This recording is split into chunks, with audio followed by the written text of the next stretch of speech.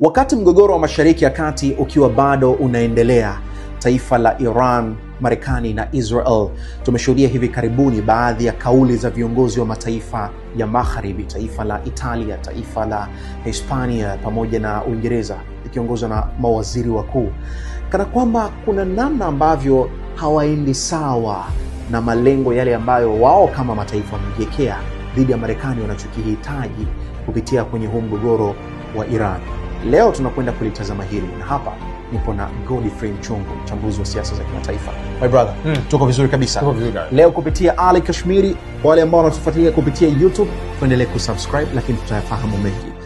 Hivi karibuni tumeshuhudia taifa la Hispania likiongozwa na waziri mkuu wake, Italia pamoja na UK zikitoa kauli za moja kwa moja kutokukubaliana na kile ambacho wao wanakiona si sehemu ya mipango yao na kile rais wa Marekani Donald Trump anachokihitaji kama sehemu ya msaada kuhakikisha serikali na utawala wa Iran iliyopo hivi sasa unaondoka.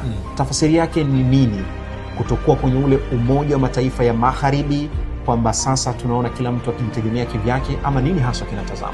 Yes, kwanza ni kwamba unaweza kufahamu kwamba nchi nyingi za Ulaya zimepitia katika vita ya Urusi na Ukraine.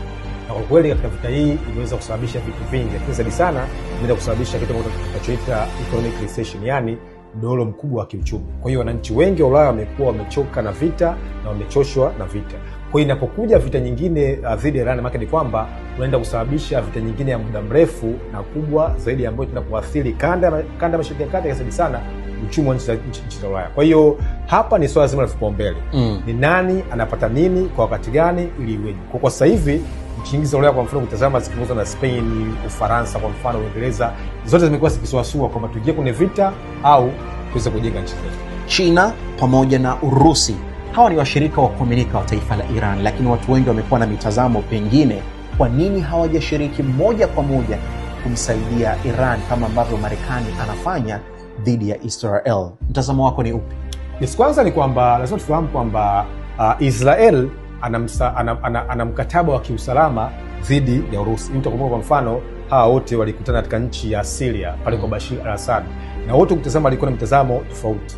Putin alikuwa anatakiwa kumlinda Bashir al-Assad, lakini Netanyahu alikuwa anataka kuhakikisha kwamba vikosi vya Bashir au utawala wa Bashir ambao ulikuwa unaungwa mkono na Iran unaweza kuondoka. Lakini zaidi sana sera ya China tunasema ni sera ambayo imejikita zaidi katika uchumi, sio katika vita. Lakini zaidi sana mtazama nchi ya Urusi wamekuwa wakitoa msaada wa kijasusi, sio msaada wa silaha za maangamizi. Kwa hiyo ni kwamba ni vita ambayo imekutanisha watu ambao wamekuwa na mitazamo tofauti kati ya Urusi, China pamoja na Israeli. Mimi ni Ali Kashmiri na huyu ni Godfrey Mchungu, mchambuzi wa siasa za kimataifa.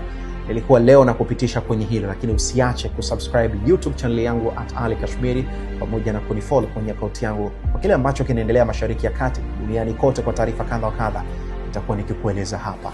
Tafadhali endelea kusalia nami.